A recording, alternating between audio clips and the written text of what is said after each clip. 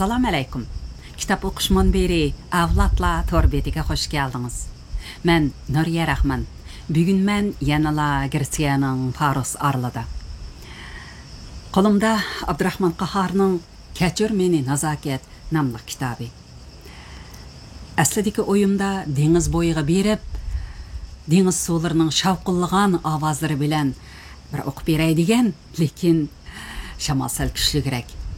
Bay berib bir sinab ko'rdim, suhbat ancha yaxshi chiqmaydi ekan. Shunga uyga qaytib keldim.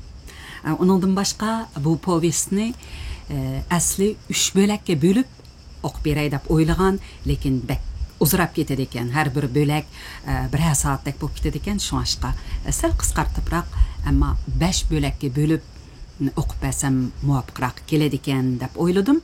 Bugun 3-bo'lakni o'qib beraman. Xo'sh. 4-chi. Ishkilan shaharga qochib kirgandan keyin ko'k otni sotdi-da, bir qurdan kiyim-kechak oldi. Danglarda yetib qopib 15 kunni o'tkazdi. Oxiri Rahmiddin otliq bir boyning qo'rosiga ishqa kirdi. Rahmiddin boy bilan uning xotini Salima hech nimasi yo'q. Bu yetim, yosh ayollarni ishqa olganligidan qancha mamnun bo'lishgan bo'lsa, Quddus bilan nazokatmi bu illiq chiroy bovay bilan momayning qo'rosida turib qolganligidan shunchalik xushal bo'ldi. Ularning Gulgina ismli yolg'iz bir talla qizi bor edi. Yeshi o'tib ketgan bu qiz nimishqidir hozirgacha turmushli bo'lmagan edi. Shundaq bo'lishiga qaramay, odamga yo'qishliq, xush muomillik qiz edi. U 14-15 yoshlarga kirib, gimnaziyani tugatadigan yili, ya'ni yez egilik kollektivlashib, qahatchilik boshlangan yili Rahmiddin oilasini elib bu yoqqa o'tgan. Ularning bu yoqqa o'tganiga 12-13 yil, dadasining qerib savdogarchilikdan qolganiga 2-3 yil bo'ldi. Hozir qo'lida 10 nech qo'ro, qo'y, 200-300 yilqisi, 2 jonzisi, 3 yerda katta mevlik beg'i bor ekan. Gulgina Quddus bilan ko'prak ovchilik to'g'risida so'zlashyapti. O'zimi ovchilik haqida yozilgan ruscha kitoblarni pat-pat o'qib, o'rib beradi. "Qani, Quddus so'zlanga?" dedi Gulgina. "Men ovchilikqa nihoyat qiziqaman. Ovchilik ko'ngillik ish-a?" "Shundoq Gulgina hada", dedi Quddus kulimsirab. "U ko'ngillik ish, biroq dadammi, menmi ovchilikni faqat qo'rsoq beqish uchun qilgan."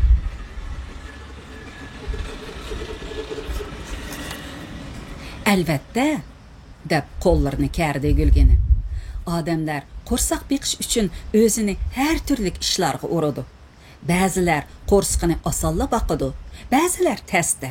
Buning ichida ovchilik bilan qo'rsoq beqish ko'ngillikroq emasmi?" "Ovchilik ham ko'ngillik, ham xatarlik ish. Turmushda xatarlik ish ko'p. Lekin biz dunyoda yashab etib ekanmiz. Biz bilan birga yashayotgan hayvonlarni, qushlarni bilishimiz, ularning mijoz xuluqlarini tanishimiz kerak-da, Quddus." "Siz hayvonlarning, qushlarning mijoz xuluqlarini yaxshi biladigan o'xshaysiz, Gulgina hada." "Men qushlarni biroz bilaman. Nurg'un odamlar diqqat qilmaydi. Qushlar bizning turmushimiz uchun biz qilolmagan ishlarni qilib bera oladi. Ular bizning eng chaqqan, eng kerakli xizmatchimiz. Shundaqla eng esil, eng yiqimli ko'ngil ochqushimiz. Dunyoda bulbuldek sehrli ovozga ega qush bormi? Men bulbulning ovozini anglasam, shunchalik huzurlanib, tenimga sig'may qolaman. Shunga bahorning ba'zi kechalarini uning kuyini anglash uchun uxlamay o'tkazib yetaman. Uning qadriga yetgan odam xuddi shu bulbuldek mast bo'lib ketadi. Qorlig'achchu, uning chiroyliqligichu. Bahor payzini, go'zallikni insonlarga u birinchi bo'lib baxsh etadi. Uni yaxshi ko'rganligimizdan, azar vermegenlikimizden öy ve lapaslarımızın astılarına uvu saladı. Karagoca'nın doğramçılıkçı. O bütün kuşlarını doğrap sayrıya alaydı.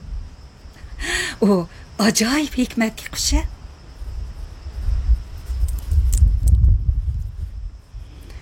Daraxtki Karagoca'nın ovalarını siz yasap dikensiz de, dedi onun sözüge kızıqıp kalgan Kuddus. Bultur men aşımdaq sandıqçıdan 8'ni yasıgan edim. Küzde qattiq boran çıkıp 5'ini uçurtup ketdi. Yeni yasayman. 7-8 Karagoca her xil kuşlarını doğrap sayraydigan bolsa, vah, kişi acayip sehirlik dünyaga kirip kalgandek. Tabiat aliminin türlük tümen navalarını anlavatgandek bolmandı. Ben yakında bir kitap okudum. Onunda kuşlarının, insanlarının en yakın dostu ve yardımcısı hikayeliki yazılıptı. Biz müşk yapılaq bir yazda 1000'den oşuq çaşkan yoktu. Bir müşk yapılaq bir yazda 1000'den oşuq çaşkan yoktu. 70 put açlıqni saqlab qala alaydı ekan. Bir qarlıqaş bir yazda 7-8-100 ming chivin yeydi ekan. Çiğizxançı onun hiç nimege paydası yoqdak. Şaraqlapla yürgende qılğını bilen bir yılda 15 ming çüklük qurutni yoqtup bir talay yerdeki qaragayını qoğdap qala alaydı ekan. Oylap beqma, bizning 1000 çaşqanni yoqtishimiz oson mı? Agar shundaq vazifa bizning ustimizga tushsa, qanchalik kuch sarf qilarmiz? 70 put oshliq qanchalik emgak bilan qo'lga keladi? O 5-6 odamning bir yillik ozuqi emasmi?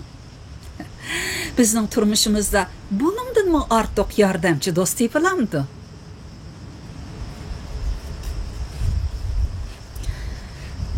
Gülginaning aytayotganlari Kuddus bilan nazokat uchun anglamagan yangilik, qiziqarliq voqealar edi. Shunga qandaq gap başlasa, onu heves bilen sözleydigan Gülginaning ağzıga ikkisi hayran bolup qarab kelişatdi. Turmuşda ular his qilmagan, görmegen ishlar shuncha ko'p ekanda. Qaysi kunki sözlengen narsalar ularning yodida shuncha aniq turibdi. Shu kuni qiz atning zerakligi, itning sezgirligi to'g'risida ajoyib qiziq, hayron qolarliq narsalarni so'zlagan edi. Gülginaning mundaq yengiliklari ko'p. Shuncha ko'p narsalarni biladigan, odamni boy, kambag'al deb ayrimaydigan, kishilarga har qachon mehr shafqati eqib turadigan mundaq qizga har qanday odamning ko'nglida hurmat tug'iladi. Gülginaning ovchilik to'g'risidagi gaplarni anglag'isi keladi. Biroq Kuddus bu to'g'rida ancha ko'p bir nima demaydi. To'g'risini aytganda, o Gülginaning oldida so'zlashdan nomus qiladi. Bugun qiz uni yana qistab turib oldi. Kuddus, siz ovchining o'g'li, o'zingizmi ovchi, ammo siz o'zingiz ovlaydigan hayvonning mijozini bilmasıngiz. Uni qanday ovlaysiz? Diqqat qilmabdiman deysiniz, buningga shayton mishanmaydi. Shundaq emasmi nazokat? Yo'q, u biladi, dedi beshikdagi bolasini tavirtib o'tirgan nazokat. Eyiq, cho'shqilarning eng kuchli hayvon ekanligi, bo'rining yovuzligi, tulkining quvligi haqida menga necha qitim so'zlab bergan.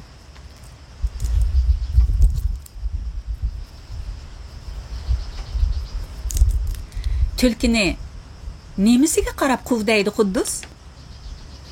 Gülginaning necha qitim qo'ygan savollarga endi javob bermaslikka o'rin qolmagan edi.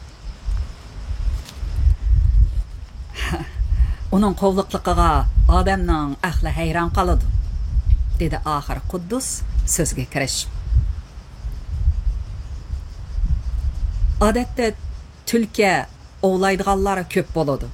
Agar tulkini ovchining iti qo'g'lagan bo'lsa, u yetishib elib basadigan chaqda tulki quyruqini tashlab beradi. O'zini urib kelgan it tulkini bosdim deb uning quyruqini besib qoladi. Түлкінің түшлері наайты парқырақ, сылық болуды. У итнің астыдың құйрықыны суғырып алыды да қачыды. Ит орындың тұрып, оны яны қоғлығыча түлке ұзап кетіді. Әгер түлкіні бүркіт қоғлыған болса, түлкі қечіп беріп, я өткір қырлық ташлар, я чатқаллықлар арысыда ерге чаплышып етіп алыды. Шиддет білән келген бүркіт я қырлық ташқа, я чатқалға өзіні ұрып зәқімланыды да көтіріліп кетіді. Ikkinchi qitim sho'ng'ib kelguncha tulki o'zini pinhon joyga oladi. Munda quvluq tulkidan boshqa hayvonda bo'lmaydi. Tulki boshqa hayvonlarga qaraganda ojizroq bo'lg'ashqa, dedi Nazokat. Oshunda quvluqni o'rganganda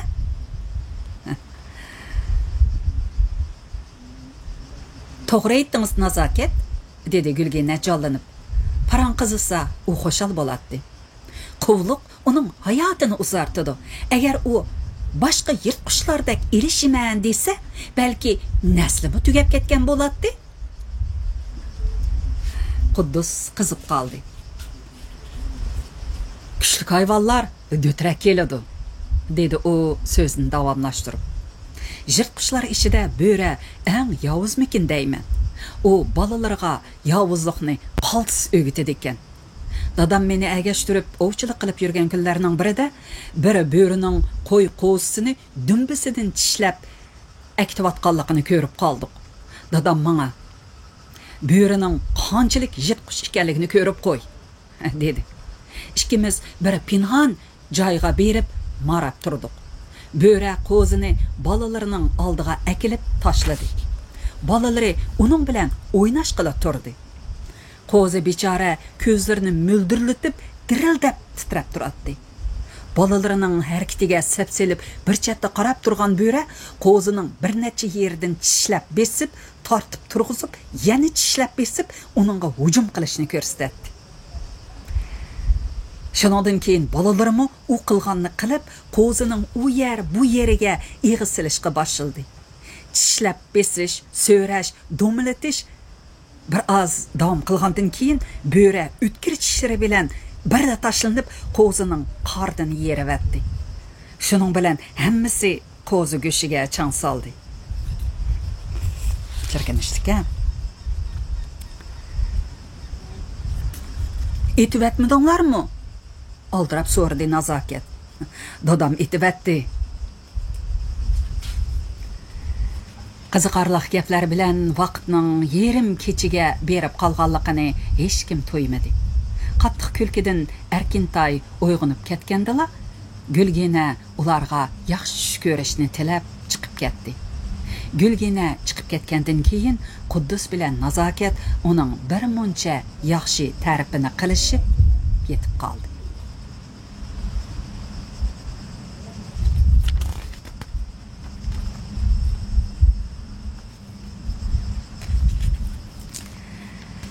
Әтсі кешқұрын хойлыға пат-пат келіп тұрудыған егіз бойлық, қамлашқан жігіт Әхмет яны келді де Gülginaның асты-үсті тақтайлық, чырайлық безелген айрым хойжырсыға кіріп кетті. Чырағы еқылды. Дерезлерінің сос қызыл епәк пәрділері түшірілді. Lekin pərdelər nepiz bolğaşqa öy içideki adamlarni huva körgülü bolatdı. Xubtanga azan aytılgandan keyin Rahmidin bovay bilan Salima momay namazlarni o'qishib yetib kelishdi. Ahmad shuninggacha qaytmadi. Quddus lapas ostida atlarga beda to'g'rab, kalalarga cho'p selib yuratdi. U ishlarini tugitib, darvozaga qulub selish uchun mangdi. Biroq Gulginaning mehminining texi ketmaganligini o'ylab, kayniga yandi. U o'yliga sus yo'riqi tushib turgan deraza oldiga kelib, uy ichiga qardi-da, turib qoldi. Uyning o'tirsida Ahmad bilan Gulgina bir-biriga yaqin turishadi. Ahmad Gulginaning qo'lini tutib olgan bo'lib, ha deb o'ziga tortadi. Gulgina bo'lsa, bir xil nozli qiyofatda uning maydasidan itiradi. Aslida Gulgina Ahmadni yaxshi ko'rib qolgan edi. Buningdan 7-8 oy burun dal mushu uyda Ahmad Gulginaga muhabbatini izhor qilganda u qilchimi qarshilik qilmagan edi. Lekin Ahmad uni quchoqlab so'yishga intilganda qiz Ahmadning qo'ltiqidan ko'ngilni o'yintadigan bir xil qonsiq badbo'yproqning gupildab pravatqanligini sezib lassida bo'ldi. Shuning bilan uning o'tda qiziq muhabbati birdilla sovib ketdi. Ammo Ahmadning muhabbati kundan kunga kuchayib o'tdak yenishga başladı. U har qitim umid intizorlikda qizning oldiga keladi-da, ruhi tushgan, umidi uzilgan holda qaytadi. Bir necha kunni o'tkazgicha jini taqildab ketadi. Chunki dastlabki so'yishning lazzati uning levida emas, yurak qetida qolgan edi. Agar qiz shu yiqimsizlikni sezmagan bo'lsa, bu chaqqicha to'y qilganmi bo'ladi.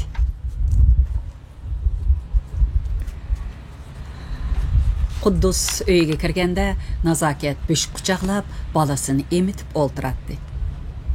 Bugun kechikib qoldingiz-ku? Ajoyib ishlarni ko'rib kirdim.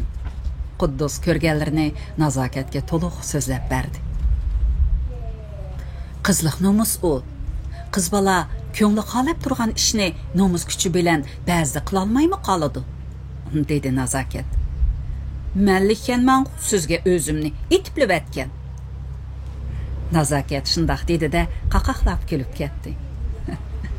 Mayli emasmi, yaxshi ko'rgan odamiga o'zini itib aytganning nima yomoni? Men sizni qachon yaxshi ko'rib qoldim, bilamsiz?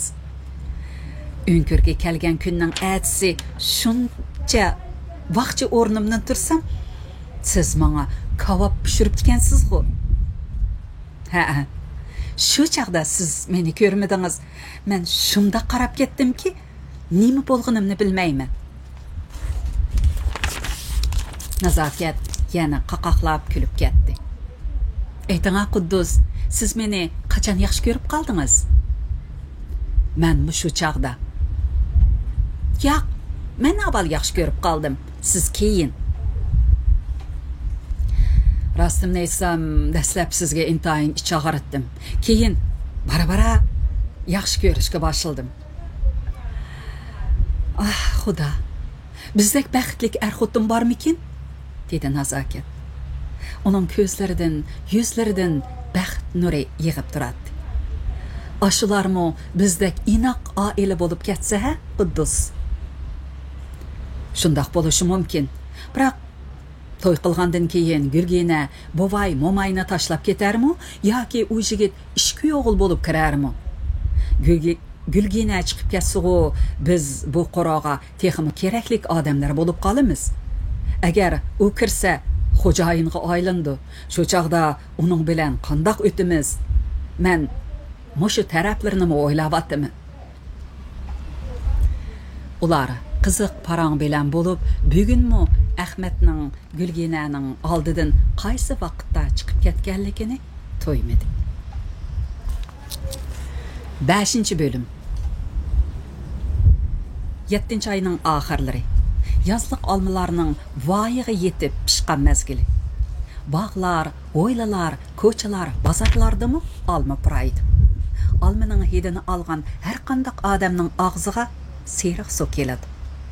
Pishqan almalarning rangi, ta'mi o'xshashmisimi, lekin kishilarning uningga bo'lgan tashnoligi o'xshash. Havo isib ketgan edi. Gulgina yazliq choyxona oldida muzdek suv bilan yuz ko'zni yuvib etib, lapasning ostida harvi jabduqlarni o'ngshavatgan Quddusni ko'rib qoldi-da, cho'ginni qo'yib, uning yeniga keldi. Kun qizib ketdi. Uxlamabsiz-ku Gulgina hada, dedi Quddus ishdan beshini ko'tarmay. Hozir menga uyqu kelmaydi. Amsa nima keladi? Xiyol keladi. Undaq bo'lsa, bog'larni aylantirib kelaymi? Gulginaning chiroyida tabassum jilvilandi. Ajab aqlli yigitsiz, ko'nglimdekini topdingiz. Doim ko'nglimdekini topsangiz, nima degan yaxshi bo'ladi, ha? Tepip atıdığandı mən? Yo'q, texi yiroq. Hadi karvini qo'shing, tuvanki boqqa chiqib kelayli. Hozir qo'shay. Gulgina tetiklashib uyga mangdi. Quddus ishini alman-talman tugitib, Xodiqqa qora gir otni qo'shishga boshladi. Qizil gelam selinib, harva tayyor bo'lganda qiz uyidan chiqdi. Lig'irlab turadigan oq publin ko'nglak kiygan, ko'ksi ko'tarilgan, yuzlaridan tabassum yig'ib turgan Gulgina harvaga chiqib o'tirganda Quddus otning bo'jisini silkedi. Ressorluq harva yenik lingildab birdamdala ularni shaharning sirtiga chiqdi. Tuvanki bog' shahardan 12 chaqirim yiroqlikda edi. Ketib berib, Quddusning ko'nglida norozilik paydo bo'lib qoldi. Gulgina nimishqa nazokatni elib olayli, biz bilan o'ynab kelsin demaydi. Umo Erkintayni quchog'iga elib, Quddusning yanida o'tirgan bo'lsa yaxshi bo'lmasmidi? Quddus qariger atqa bir qamchi soldi. "Ostroq haydang", dedi Gulgina uningga yaqin o'ltirib. Atrofni ko'rib mangayli. "Av, bug'doylikni qarang, xuddi seriq durdun yepib olgan ko'ldak chayqaladi. Pishib ketibdi. Nemish qo'rmag'andi? Biror kambag'alningdi, yo og'rib yetib qolgandi, yo chomi kelmayotgandi." "Men hayron", deb qoshlarini uchirib so'zlashga boshladi Gulgina. "Ba'zilar boy, kambag'al deb ayirib ketadi ekan. Bizda undaq ish yo'q. Sizmi bayqagansiz? Opam katta boyning qizi ekan. Dadam intayin namroq dehqonning o'g'li ekan. Ikkisi bir-birini yaxshi ko'rishib qapti ekan. Buvimiz kishilarni hayron qoldirib, ikkisini chetib qo'yibdi. Bizning boyligimiz asli opamning boyligi. Ammo birinchi xo'jayin dadam. Gap ko'ngilda. Ko'ngil xolisa boy qizi bilan kambag'al yigit birga yashab beradi. Texi boshqalardan yaxshiroq yashaydi. Qandoq dedim? Gap qilmaysiz-ku. To'g'ri dedingiz. Shu chaqda yo'l bo'yidagi chig' tubidan tuyuqsiz bir toshqan chiqib qoldi. Ot urkib o'zini yonga tashladi. Xodiqmi og'dirtib ketishga qilla qoldi. "Voyjon!" Gulgina qattiq chirqirab Quddusni mahkam quchoqlab oldi. Quddus bo'jini ching tortib, urkib ketgan otni taslikda to'xtatib oldi. Gulgina Quddusni teximi ching quchoqlab hozirmoqda edi. "Nimancha qo'rqib ketdingiz, Gulgina hada?" "Ya Allah, baxtimiz bor ekan, sog' qoldik. Yuragimni tutib yiqma, yerlayli deb qoldi. Ekilma qo'lingizni." Quddus qo'lini tartinibroq sundi. Gulgina uni ko'ksiga qo'yib, ustidan olqinni bilan ching besib turib oldi. Quddus qizirib qo'lini asta tortib oldi. Qariger ot bir xil yurashga tushdi. Gulgina elala qo'rqib titragan bo'lsa, mana endi boshqa bir narsadan titramoqda edi. Ko'ksi yuqori to'van bo'ladi. Ko'zlaridan o't yanatdi. "Texchili titraysiz-ku, Gulgina hada. Tozimi qo'rqinchoq ekansiz-a?" "Hadingiz nemisi? Buningdan keyin Gulgina dang meni." "Hurmatsizlik bo'lar. Ismimni otsangiz, toza hurmat qilgan bo'lasiz. Sallisingiz, texim yaxshi ko'raman." Quddus otning bo'jisini silkedi. Atrofdan budunining sayrashi anlatdi. Chekatkilar chirildaydi. Qizib ketgan yo'ldan to'pining puraqi dimoqqa urilatdi. Issiq shamol yuzlarni ko'ydirib o'tadi. 12 chaqirim orliq tepchaklab turgan ot uchun qanchalik yo'l. Ular birdamdala boqqa yetib kelishdi. Harva bog' eshigidan jaranglab kirganda ularning oldiga soqol bo'ritlari takshi yasalgan, pokiz qiyirgan bog'van chiqdi va salom qildi. Gülgene harbidan ırg'ib tushib ko'l bo'yiga keldi. Ko'l atrofi har xil gullar bilan bezalgan. Yenidagi supa suv chechib süpürülgen, salqin edi. Gülgene muzdek suda terligen yüz gözlerini yudu da salqindab birdam o'ltirdi va badallarining rahatlanganligini his qildi. Ondan Quddusni agashtirib bog' ariladi. U ko'ziga chiroyli ko'ringan olmalardan bir nechini uzib oldi da orasidan may bog'lagan birini tishladi. Pah, nima degan tatliq. Men ömrümde mundaq tatliq olmani ko'rmagan. Qand, dedi u va tishlab qo'ygan olmani Quddusga tangladi. Yap beqing. Qo'limda bor. Yo'q, men tishlagan yerdan tishlang.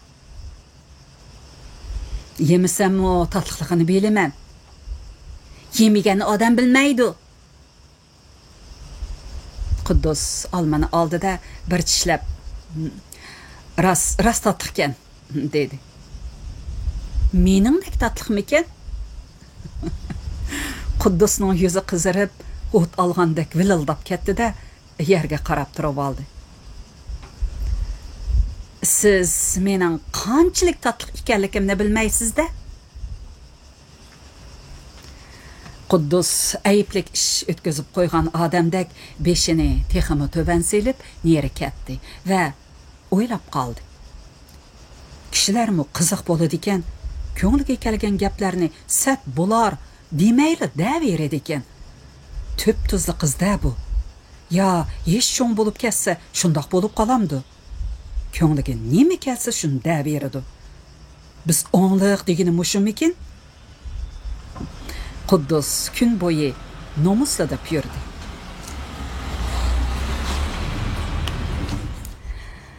Gülgene Quddusga oshiq bo'lib qolgan edi.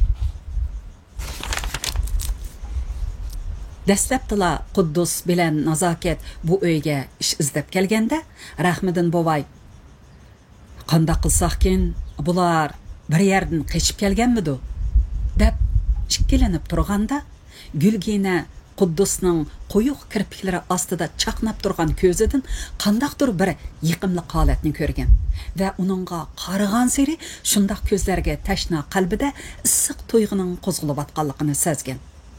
Shuning bilan dadisiga "O'lib qolayli dada" deb maslahat bergan edi. Keyin u Quddus bilan ko'proq billa bo'lishni xohlaydigan bo'lib qoldi. Fursatli topsa Quddusning hujrasiga kiratdi. Paranglashadi, chaqchaqlashadi. Agar Quddus biror ish bilan sirqi chiqib ketsa, uning tez qaytishini kutatdi. Necha kunlab yo'qolib ketsa, bara seg'inadiganmi bo'lib qoldi. Nemishki shundoq bo'layotganligini o'zimi bilmaydi. Gülgene xeyli kitob o'qigan, biladiganlarimi ko'p edi. Quddus bilan Nazokat uning hikoyalarini berilib anglaydi. Uning so'zliganlari har doim bular uchun yengilib bo'lib tuyuladi. Biladiganlarni boshqalarga so'zlashni yaxshi ko'radigan odam uchun yaxshi tingshig'uchi kerak-da. Quddus bilan Nazokat yaxshi tingshig'uchi, zo'qlang'uchi edi. Kunlarning birida Gülgene namoz Shamgulning nemishqa kunni ko'rganda ko'zini yumib olib, kun o'ltirganda ko'zini ichishining sabablarini tushuntirayotganda, qattiq berilib tinshayotgan Quddusning heliqi yiqimli kirpiklari Gülgenening yuragiga qadalgandek bo'lib, uningda issiq bir to'yg'u paydo qildi. Shuning bilan ko'zlari birdilla xumarlashib, badanlari titrab ketdi. So'zlaridimi adashdi. Hujrasiga qaytib chiqqandan keyinmi zodila uxlay olmadi. Gülgene atisidan boshlab Quddusning ashu yiqimliq ko'zlari o'zida yoshurun muhabbat uyg'otganligini bildi. Shuning bilan Quddusni yaxshi ko'rib, Nazokatni o'sh ko'rishga boshladi. Ota-onasi Nazokatni maqtasa, uningga qo'shilib, "Ras, nima degan ishchan, pokiz, oq ko'ngil" deb turadigan Gülgina mana endi uni ta'riflasa gap qilmaydigan, dudulanadigan bo'lib qoldi. Qaysi kuni ikkisi boqqa chiqib ketib berib, ot urkib harvini elib ketishga tas qolganda, u Quddusni atay mahkam quchoqlab turib olgan. Shu chaqda u Quddusning badanidan ajoyib kuchli magnitlik haroratni sezgan va uni faqat qo'yib etkisi kelmagan edi. Chunki uning talpinib turgan yurak arzusi, tashnoligi, tinchsizligi shunda holatdan aram oladi. Shunga u chiqqili bo'lmayotgan taqqa chiqib, arzulagan go'zal manzarani ko'rib, birdinla yayrab ketgandek bo'lgan edi.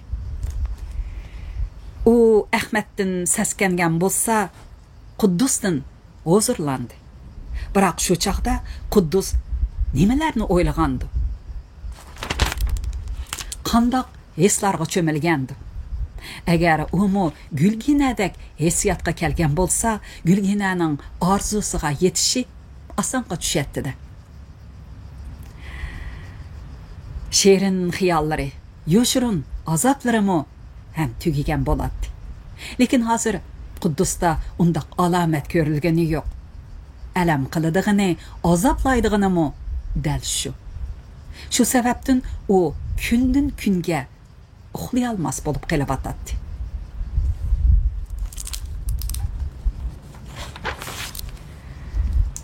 Bugunmi yerim kecha bo'ldi. Uyqu uningdan tamamen qaşqan. U to'lg'inatdi. İç-içidan yanatdi. Uyoqqa o'rlatdi, teshin olmaydi. U muhabbatning tangdoshsiz kuchli ekanligini, odamni shunchalikmi azoblarga sala oladiganligini bugun toza cho'nqur his qildi. U ishini asta ichib, ish ko'ngligi bilanla ikkinchi qitim taloq chiqdi. Havo tinchiq edi. Ay qo'tonlashgan. U qiz ko'nglidek xira. Hem shirin, hem azobli xiyollar bilan parishon holga tushib qolgan Gülginaga aram berdigan nima bor? U chechilib ketgan ko'ngliga aram izlab chiqqan emasmidi? Yurakni saygitadigan kechining o'ynoq shamollari bugun nalarda chepib yurdigandi? Kechecha chang'ildab chiqadigan qushlar uxlab qoldimikin? Tova, av yulduzlarning oltin kirpiklari to'kilib ketganmidi? Bugun daryoning sharqirashlarimi anglanmaydi. U o'z hoylasida xuddi o'g'ridak qadamlarini shapsiz yo'tkab, biri besib, ikki besib, Qudduslarning hujrasi oldiga keldi. Qo'liqini ishga yoqdi. Nimani anglamoqchi? O'zimi bilmaydi. Uy ichidan hech qanday tevish anglanmaydi. U birar shapini, Quddusning ovozini anglag'isi keladi. Xeylig'icha turdi.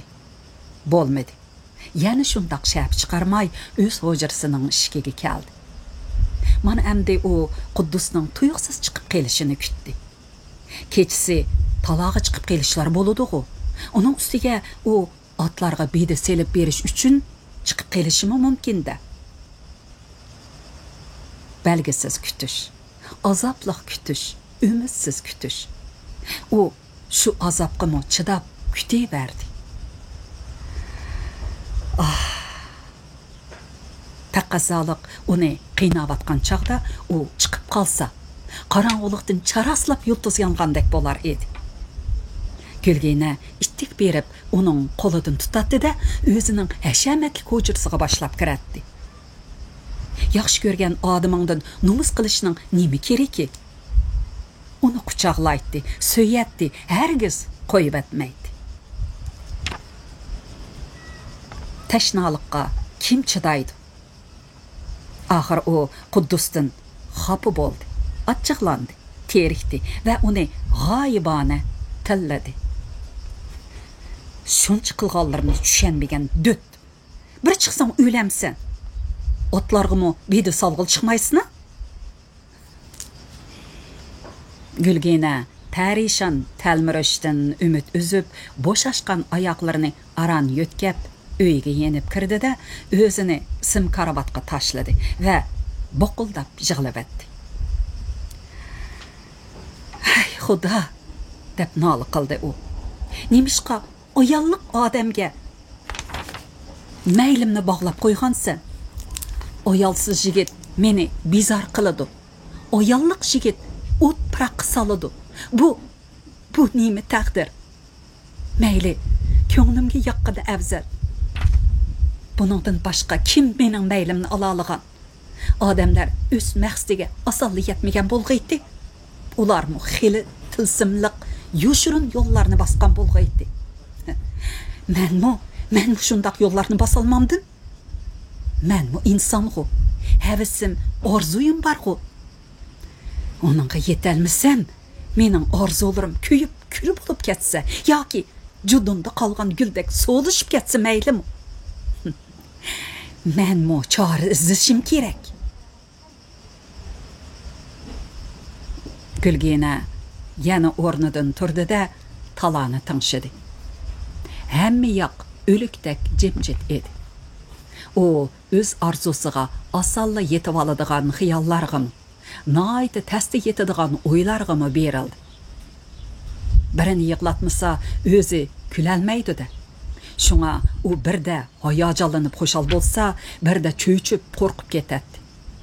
Uning chilish kirib ketgan xiyollarining oxiri shu topda bo'shik quchoqlab bolasini emitayotgan nazokatga berib taqaldi. O qaysi vaqtda uxlab qolganini bilmaydi. Atsi atdiganda beshiga bir narsa sonjilayotgandek qattiq og'riyotganligidan uyg'onib ketdi. Nazokat! Xushada! Nazokat qo'lidagi supurgini tashlab Gulginaning oldiga tez yetib keldi. Menga ochiq-chuchiq qilib bir china suyg'ash etib bering. Mana hozir edi. Nazokat suyg'ashga tutish qildi. Bolasi yig'lab ketsimi, uningga qaramadi. Gulgina hadam saqsiz bo'lib qolgan o'xshaydi, tezroq etib beray deganni o'ylaydi u. Nazokat suyg'ashni jo'zi qo'yganda Gulgina tetib ko'rib, "Nimonchi ochiq bu? Ko'ngil qo'yib atsangiz bo'lmamdi?" dedi ochchig'i bilan. "Biroz tarlasa beshingiz saqayib qolar deb ochiqroq aytgan", dedi Nazokat tamtirab. "Eling bu nemingizni?" Kashqurolliqi Ahmad keldi. Bu qitim Gulgina uni alohida kutdi. Ochiq chiroy bilan ko'nglini ko'tardi va uning qo'lini tutib turib mundaq dedi: "Ahmad, men nima desam shuni qilamsiz? Siz buyursangiz tog'ni yotkiya alayman. O'tqimi kira alayman. Undaq bo'lsa, malay xotinning uyiga kirsiz, uningga zo'rlik qilasiz." Ahmad taajjublanib uningga qaradi. "Qachon?" "Men degan chaqda." "Nima? Uningda o'chingiz bormidi?" "Uning bilan sizning ishingiz bo'lmasin. Men deganini qilsangiz, siz cho'qim rozi qilaman."